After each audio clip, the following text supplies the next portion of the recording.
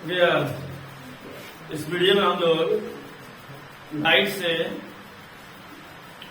उत्तल लेंस द्वारा वो जो लेंस सूत्र होता है 1/f is equal to 1/v 1/f is equal to 1/v minus 1/u। इस फॉर्मूले का हम लोग प्रूफ करेंगे उत्तल लेंस के द्वारा बहुत ही आसान तरीके से पूरे कॉन्सेप्ट के साथ 1/f equal to 1/v minus 1/u। इसका हम लोग प्रूफ करेंगे उत्तल लेंस के द्वारा। वैसे में तो अवतल लेंस से भी हो जाएगा।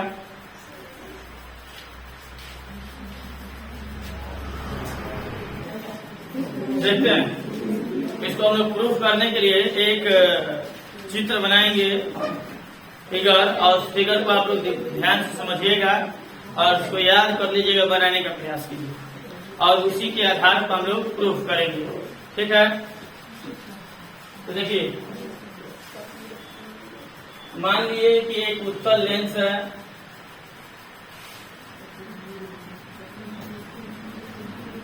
यहाँ मुख्य अक्ष हो गया, वस्तु यहाँ पर रखी गई है,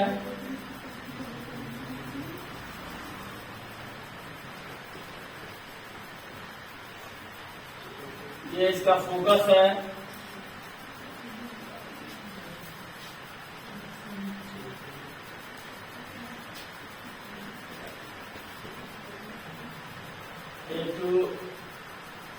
एफ है फोकस का दूसरा नाम।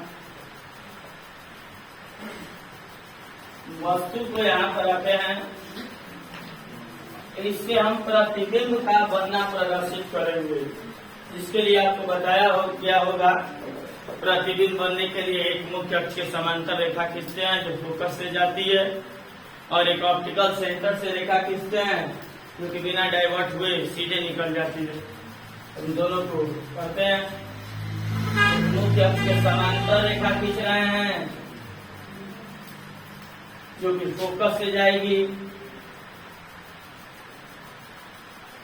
और एक प्रकाशित केंद्र से खींच रहे हैं।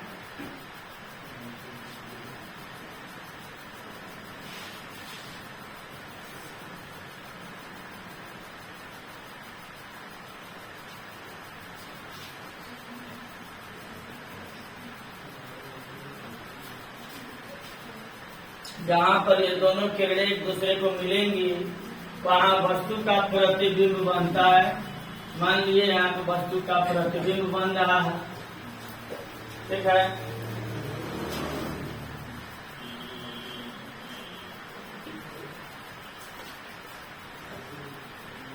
इसमें वस्तु की और प्रकाशित केंद्र से दूरी को हम लोग u कहा जाता है। u वस्तु से प्रकाशित केंद्र के बीच की दूरी को u कहा जाता है।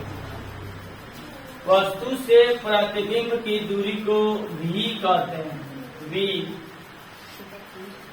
फोकस से प्रकाशित केंद्र के बीच की दूरी को फोकस दूरी कहते हैं।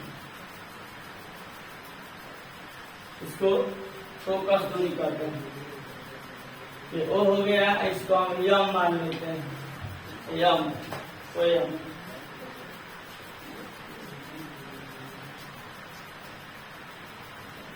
ये रहा प्रतिबिंब के बनने का किरण आरेख। एक ऑब्जेक्ट रखा है जिससे चलने वाली प्रकाश के समांतर चलने वाली प्रकाश किरणें फोकस से जाती है, प्रकाशित केंद्र से जाने वाली किरणें सीधे निकल गई। जहाँ मैच करती हैं उसे हम वहाँ जहाँ मैच करेंगे वहाँ वस्तु का प्रतिबिंब बनेगा। ये प्रतिबिंब हो गया और ये वस्तु है।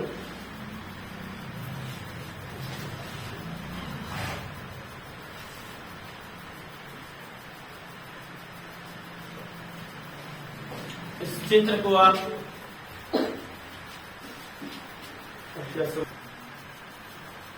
देखिए, हम ऑब्जेक्ट को ए बी मान लेते हैं। ए बी ऑब्जेक्ट है जो इमेज बन रहा है। इमेज को ए डैश डी डैश मान लेते हैं। यहाँ इमेज है और ये ऑप्टिकल सेंटर को ओ मान लीजिए, ओ, और ये यम। ठीक है, ध्यान से फिगर को देखेंगे। और चलिए इसके बाद हम लोग देखते हैं थोड़ा इसमें आप लोगों को त्रिभुजों की समरूपता पर ध्यान देना। देखिए, दो त्रिभुज हो, एक अगर ये त्रिभुज है और एक और त्रिभुज है, यदि इसके तीनों कोण के बराबर हैं। अब ट्रायंगल पार्ट इसी क्लास 10 का ट्रायंगल पार्ट 6 लेसन पढ़ेंगे, उसी में समरूपता का नियम है।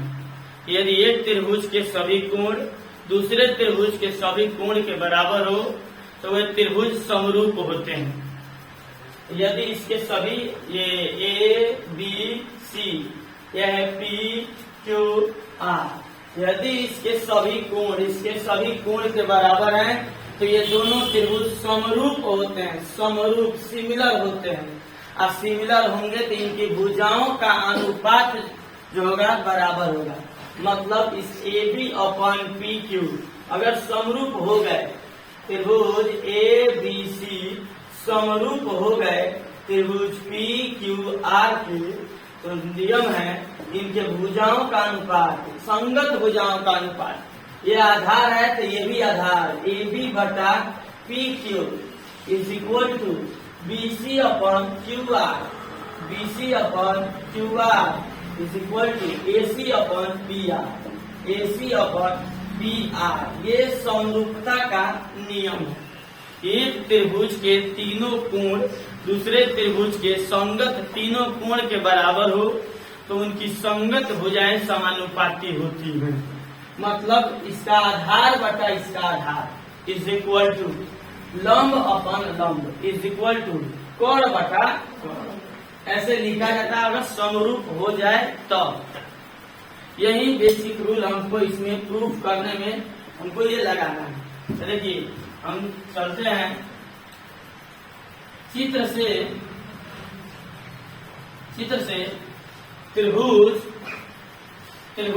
ए बी ओ या ए ओ बी, त्रिभुज ए ओ बी तथा त्रिभुज ए ओ बी और ए डैश ओ बी डैश में, ध्यान दीजिए, त्रिभुज ए ओ बी इस त्रिभुज की बात करेंगे और इसी के साथ साथ त्रिभुज ए डैश ओ बी डैश, यहाँ देखिए जो इधर चित्र ट्रायंगल बना है, ये वाला ट्रायंगल और ये जो नीचे बन रहा है, इन दोनों ट्रायंगल की बात हो रही है। ये ऊपर वाले ट्रायंगल और इसी के साथ साथ ये जो नीचे बन रहा है इस ट्रायंगल की बात हो रही है। ध्यान दीजिए, बाहर निकाल के इसको दिखा रहे हैं, ये ए और ये बी, ये ओ है और ये ए डैश और ये बी डैश, ये दोनों समरूप होंगे। कैसे? यहाँ एक 90 का कोण है, यहाँ भी एक 90 का कोण है, एक एक कोण बराबर हो गए और ये कोण इस कोण के बराबर होगा क्योंकि यह शीर्षाभिमुख कोण है और शीर्षाभिमुख कोण जो होते हैं आपस में बराबर होते हैं। और जब दो कोण बराबर हो जाते हैं तो तीसरा भी बराबर माना जाता है। ठीक है, ध्यान दीजिए, इस त्रिभुज में एक कोण 90 का है तो इसमें भी एक 90 का कोण है, एक 90 का कोण है, यहाँ भी एक 90 का कोण है। ठीक है, एक कोण जो होगा जितना होगा उतना ही कोण ये भी होगा, ये कोण जितना होगा ये भी उतना ही कोण होगा क्योंकि ये दोनों शीर्षाभिमुख कोण है और तीसरा आपस में बराबर माना जाएगा। ध्यान से सुन लीजिए, दोनों त्रिभुज के एक कोण शीर्षाभिमुख हो गए और एक 90 हो गया दोनों, तीसरा अपने आप बराबर माना जाएगा, इसीलिए दोनों त्रिभुज समरूप होंगे। ठीक है, त्रिभुज ए ओ बी तथा त्रिभुज ए डैश ओ बी डैश दोनों समरूप होंगे। समरूप होंगे। ये दोनों त्रिभुज समरूप होगा। अब आप चाहें तो लिख भी सकते हैं कि कौन कौन कोण जो है बराबर है, या आप जो बताए हैं इस पर ध्यान दे दीजिएगा। एक 90 और एक 90, एक में कोण बराबर, शीर्षाभिमुख कोण बराबर, दो कोण इसमें का दो कोण इसमें का दो कोण बराबर हुए, तीसरा अपने आप बराबर माना जाएगा, इसीलिए दोनों त्रिभुज के संगत कोण बराबर है, तो ये दोनों त्रिभुज समरूप हुए। और जब समरूप हो गए तो अभी बताएं कि इनकी भुजाएं समानुपाती होती हैं, समानुपाती होती हैं, इसीलिए इसका आधार या इसका लंब कितना होगा, ए बी बटा इसका लंब कितना है, A dash B dash is equal to इसका आधार ए ओ अपॉन इसका आधार कितना हो जाएगा, ए डैश ओ। क्वेश्चन 1 ध्यान दीजिए, कहें जब समरूप हो जाएगा तो लंब और लंब का रेशियो और आधार के रेशियो बराबर होगा, कर्ण और कर्ण का भी रेशियो बराबर होगा, लेकिन हमको 3 की जरूरत नहीं है, 2 से ही काम चल जाएगा।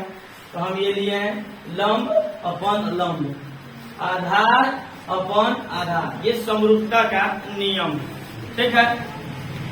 चलिए हम फिर क्या करते हैं, फिर एक दूसरा ट्रायंगल लेते हैं, त्रिभुज,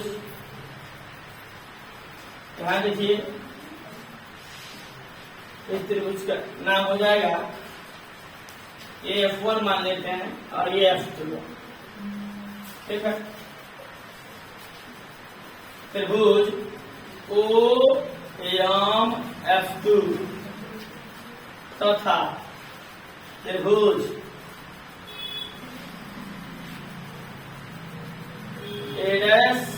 A'B'F2 में देखिए, इस बार आपको ये त्रिभुज देखना है, OMF2, इस ट्रायंगल को देखना है, और A', B' और F2, इन दोनों ट्रायंगल की बात हो रही है। तो फिर देखिए, एक कोण 90, तो यहाँ भी एक कोण 90, एक शीर्षाभिमुख कोण, तो तीसरा भी बराबर होगा, एक कोण 90 तो ये 90, ये शीर्षाभिमुख है और एक तो बराबर होगा। इसका मतलब ये दोनों त्रिभुज भी समरूप होंगे, ये दोनों भी समरूप होगा।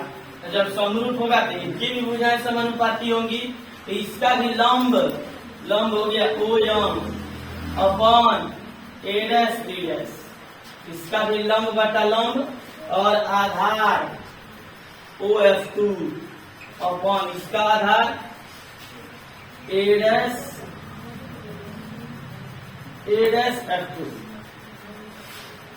ठीक है। और देखिए, पहले बार दो त्रिभुज समरूप हुए तो इनकी भुजाएं समानुपाती है, लंब लंब आधार आधार। फिर दूसरा भी त्रिभुज जो समरूप हुए इनकी भुजाएं समानुपाती होंगी, तो लंब, इसका लंब OM है और इसका लंब A', ठीक है, इज इक्वल टू इसका आधार OF2 है और इसका आधार A'F2 है, तो इन दोनों को लिख दिए। फिर यहाँ ध्यान देंगे कि OM तो AB के बराबर है, OM तो AB के बराबर है, ठीक है। अगर इतना आपको आ गया, यहाँ लिख सकते हैं OM is equal to AB।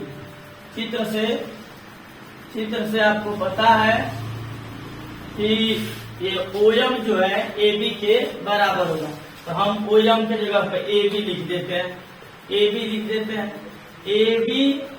बटा A', is equal to OF2 upon A'F2, equation second मान लीजिए इसको, ठीक है। अगर इतना आपको आ गया, इतना अगर आ रहा आपको, तो ये प्रूफ आपको हो गया, बस दिमाग में ये बैठाना है। पहली बात, चित्र सही से बना लेना है।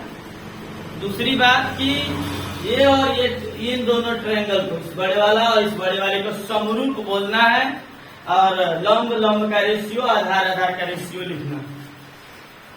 फिर इन दोनों ट्रायंगल, छोटे वाला और ये छोटे वाला, इन दोनों को भी समरूप बोलना है और इनका रेशियो लिखना है।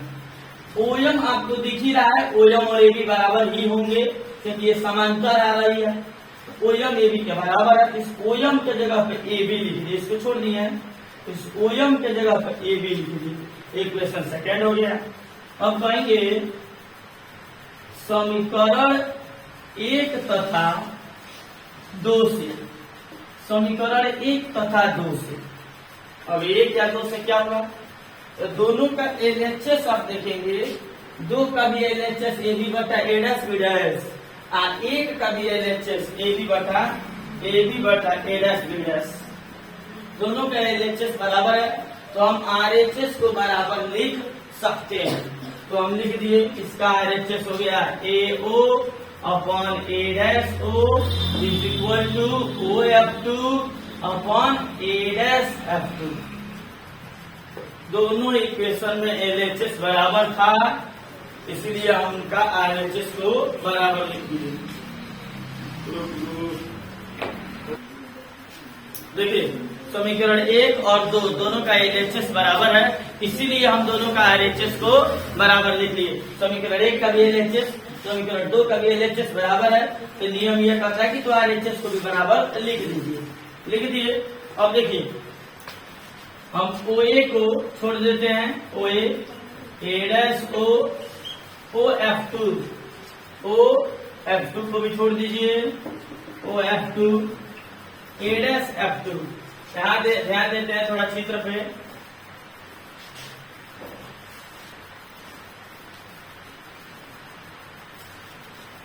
ए डैश F2 कौन है? ए डैश F2 यही है, यही है A dash F2, A dash F2 यही है। ठीक है, हम इस ए डैश F2 को लिख रहे हैं O ए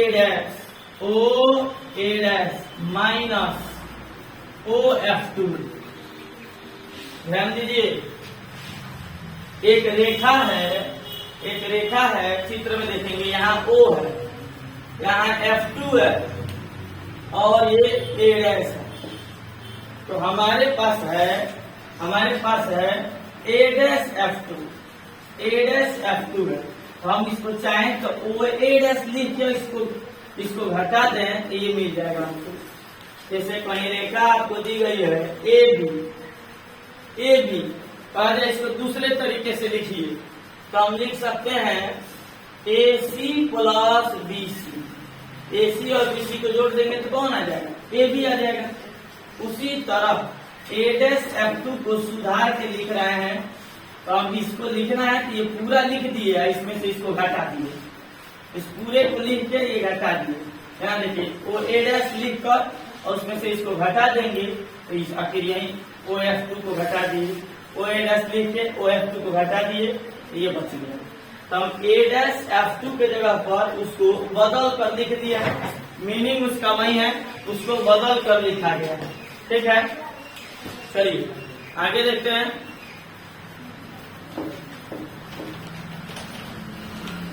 चित्र में हम देखेंगे OA कौन क्या है। चित्र में ध्यान से सभी लोग देखिए, OA मतलब क्या है? O और A, O और A ये तो वस्तु से और ऑप्टिकल सेंटर के बीच की दूरी है, इसको क्या कहा जाता है? U कहा जाता है। चित्र के हिसाब से OA मतलब हुआ वस्तु की दूरी, और जो कि हमेशा माइनस होती है। OA का मतलब हुआ वस्तु की दूरी, और ये हमेशा माइनस होती है। ठीक है, ए डैश O का क्या मतलब हुआ? ए डैश और O का क्या मतलब हुआ? प्रतिबिंब की दूरी भी, और ये पॉजिटिव होगा क्योंकि ये लेंस के दूसरे तरफ है। ठीक है, देखते हैं OF2 को क्या कहेंगे। OF2 को क्या कहेंगे? O से फोकस के बीच की दूरी है, ये तो फोकस दूरी है, ये तो फोकस दूरी है, और उत्तल लेंस की फोकस दूरी हमेशा प्लस होती है। इधर भी फोकस दूरी पा सकते हैं, और नहीं तो ये O से F2 के बीच की दूरी जो है ये फोकस दूरी है, फोकस दूरी है। यहाँ पे हम फोकस लिख लिए और ये भी पॉजिटिव है। जो मान इसमें आया है चित्र से उस मान को देखकर भर देंगे, चित्र से उस मान को देखकर भर देंगे।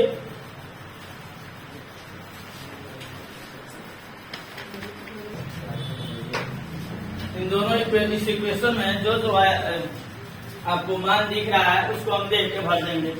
OA जो है फिगर के हिसाब से OA वस्तु की दूरी है जो कि हमेशा माइनस होती है, तो यहाँ पे माइनस U लिख देंगे।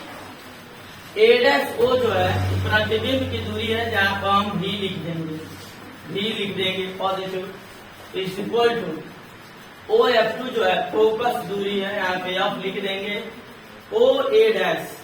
OA' जो है बस प्रतिबिंब की दूरी है, V लिख देंगे, माइनस OF2 फोकस दूरी है, यहाँ पे F लिख देंगे।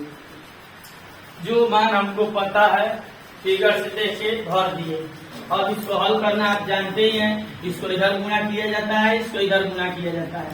V जाके जब इसमें गुणा करेगा तो माइनस UV, माइनस F जाके माइनस U में गुणा करेगा तो plus UF is equal to, अब V जाके F में गुणा करेगा तो VF।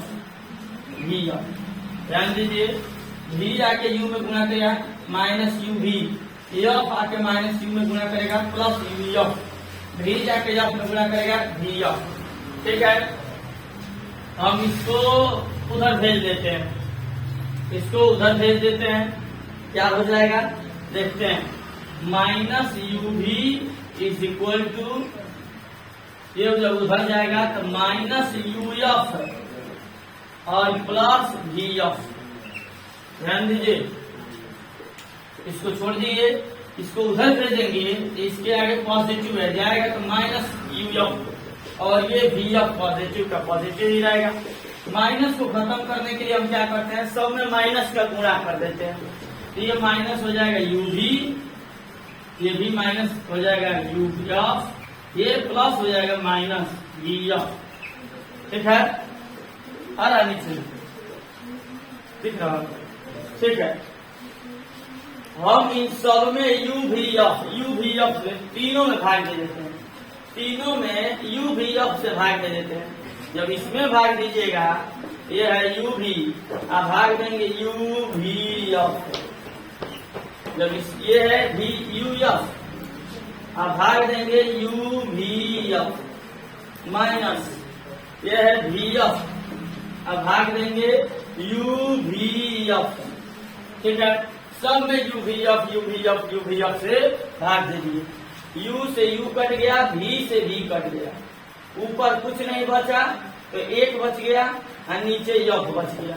1/F is equal to, U से U कट गया, F से F कट गया, ऊपर कुछ नहीं बचा तो 1 और नीचे हो गया V, 1/V माइनस, ऊपर V से V कट गया, F से F कट गया, VF कट गया, ऊपर 1 और नीचे U, 1/U। ठीक है, शायद इसी को हमको प्रूव करना था, तो दिख रहा है 1/F equal to 1/V minus 1/U, और यहाँ आ गया 1/F equal to 1/V minus 1/U। इस प्रकार हम उत्तल लेंस द्वारा, इसे लेंस जो फॉर्मूला है प्रतिबिंब की दूरी, फोकस दूरी और वस्तु की दूरी में संबंध को हम लोग प्रूव कर दिए। ठीक है, इसको आप ध्यान से देखेंगे, एक अच्छा सा चित्र बनाना है, सबका नाम लिख देना है। पहला काम ये है आपका। दूसरा, पहले और दूसरे ट्रायंगल को सिमिलर बताना है, समरूप बताना है, भुजाओं को का समानुपाती लिख देना है। दूसरे तीसरे इधर भी छोटे वाले ट्रायंगल को भी समरूप सिमिलर बोलना है और समानुपाती, भुजाएं समानुपाती लिख देना है। सिमिलर क्यों है इसको बता दिए। फिर यहाँ से दिखा OM AB के बराबर है, OM की जगह पे AB लिख दिए। आपको दिख रहा है इक्वेशन फर्स्ट और सेकंड में दोनों का LHS सेम है, तो इसीलिए हम दोनों को RHS को भी सेम टू सेम लिख दिए। थोड़ा सा यहाँ अरेंज करना पड़ा, A'(F2) को लिखे OA' माइनस OF2। पूरे को ये छोटा सा था, हम पूरे में से इधर को घटा के और उसको लिख दिए। सबके मान को इधर से देखकर OA ऑब्जेक्ट का डिस्टेंस है जो हमेशा माइनस होता है, A'(O) वस्तु प्रतिबिंब की दूरी है जो कि इधर प्रतिबिंब बना है तो प्लस होगा। फिर ये फोकस दूरी है, उत्तल लेंस की फोकस दूरी, कन्वेक्स लेंस की जो फोकल लेंथ होती है हमेशा पॉजिटिव होती है, पॉजिटिव लिख दिए। इमेज के डिस्टेंस हो गया, फोकल लेंथ हो गया, सबको लिख दिए। और थोड़ा सा अलजेब्रा का यूज करके इसको हम सिंप्लीफाई कर दिए। ये जाके इधर गुना किए, ये भी किया, ये हो गया, इसको इधर किए, इसको इधर भेजा गया, नेगेटिव आ गया, नेगेटिव हटाने के लिए समय माइनस का गुना किए, नेगेटिव हट गया, जिसमें नेगेटिव नहीं था वो आ गया। सब में जो भी आपका डिवाइड कर दिया गया। ये आपका फॉर्मूला हो गया कि 1/f is equal to 1/v minus 1/u। ये रहा u, v और f में संबंध बाय कन्वेक्स लेंस, उत्तल लेंस द्वारा ये प्रूफ हो गया। इसी तरह आप चाहें तो अवतल लेंस से भी इसको प्रूफ कर सकते हैं, और मिरर के द्वारा भी मिरर फार्मूला प्रूफ हो जाएगा। ठीक है, फिलहाल इस वीडियो में हम लोग ने इसी को प्रूफ देखते हैं। आई होप आप ध्यान से इसे देखेंगे और बार बार प्रैक्टिस करेंगे।